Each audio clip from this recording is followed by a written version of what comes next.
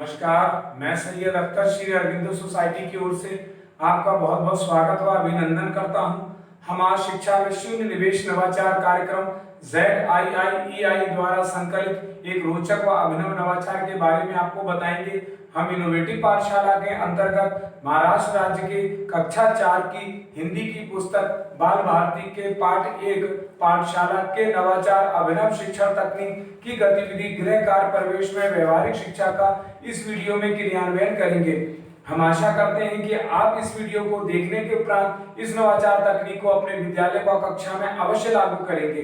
इस पाठ को ZIIEI के कई नवाचार गतिविधियों से पढ़ाया जा सकता है, परंतु आज हम इसे गृह कार्य से समझेंगे। तो आइए पाठ का सार समझते हैं। प्रस्तुत पाठशाला में होने वाली विभिन्न गतिविधियों की जानकारी को बताया गया है। इस नवाचार की नवीनता यह है कि इसमें पाठ की संकल्पना से जुड़े वातावरण का अनुभव करके छात्रों से गृह कार्य कराया जाता है, जिससे कि पढ़ाई गई अवधारणा को मौजूदा माहौल से जोड़ते हुए छात्रों में बेहतर समझ विकसित की जाती है।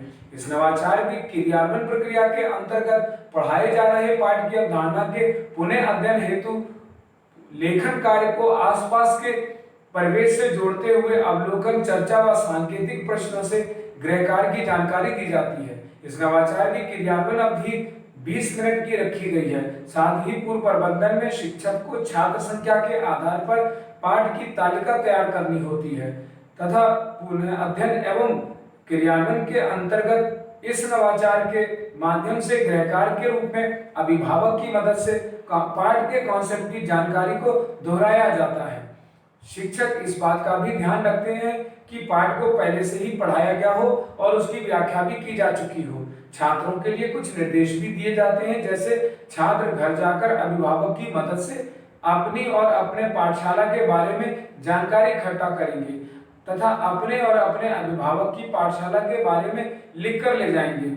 इस प्रकार शिक्षक छात्रों को तालिका की एक एक प्रति देते हैं, जिसे छात्र सावधानी पूर्वक अभिभावक को ले जाकर के देते हैं और बताते हैं कि अगले दिन कक्षा में तालिका के आधार पर ही पाठ को पढ़ाया जाएगा या दोहराया जाएगा। इस प्रकार आइए इसे उदाहरण से समझते हैं कि तालिका में क्या क्या लिखा होता है। तालिका में छात्र का नाम, अपनी पाठशाला, अभिभावक की पाठशाला व दोनों की पाठशाला में अंतर लिखा होता है।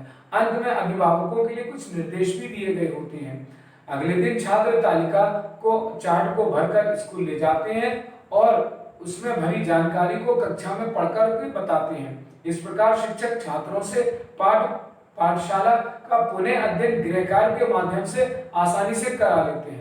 निष्कर्ष रूप में कहा जा सकता है कि गृह कार्य परिवेश से व्यवहारिक शिक्षा में सीखने का अनेक प्रतिफल प्राप्त होते हैं। स्वेच्छा से या शिक्षक द्वारा तय गतिविधि के अंतर्गत लेखन की प्रक्रिया को बेहतर समझ के साथ लेखन को जांचते हैं, बदलाव करते हैं, भाषा की बारीकियों को समझते हैं तथा अपेक्षित आरोपित शब्दों को अर्थ भी ढूंढते हैं।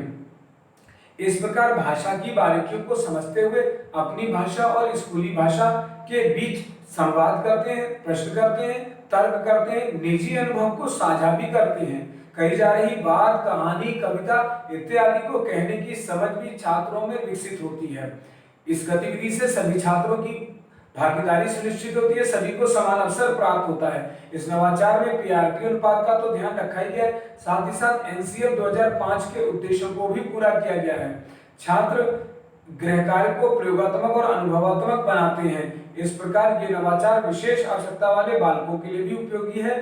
शिक्षक पाठशाला को एक निर्धारित माह में ही पढ़ाते हैं। इस प्रकार इस नवाचार से छात्रों में गहन सोच के साथ आत्म जागरूकता, सृजनात्मकता व पारस्परिक संबंधों के जीवन कौशल मूल्य का विकास होता है। इस नवाचार से छात्र अभिनव शिक्षण तकनीक को समझते हैं। तो ये नवाचार वास्तव में एक अभिनव नवाचार है। आपको ये नवाचार कैसा लगा हमें जरूर बताएं। हम ऐसे कई दिलचस्प नवाचार आपके लिए लाते रहेंगे। आपसे अनुरोध है कि आप हमारा YouTube चैनल सब्सक्राइब जरूर करें। अगर आप इस वीडियो को Facebook पर देख रहे हैं तो हमारा Facebook पेज लाइक करना बिल्कुल ना भूलें। नीचे दिए गए लिंक पर जाकर इनोवेटिव पाठशाला ऐप को भी डाउनलोड जरूर करें।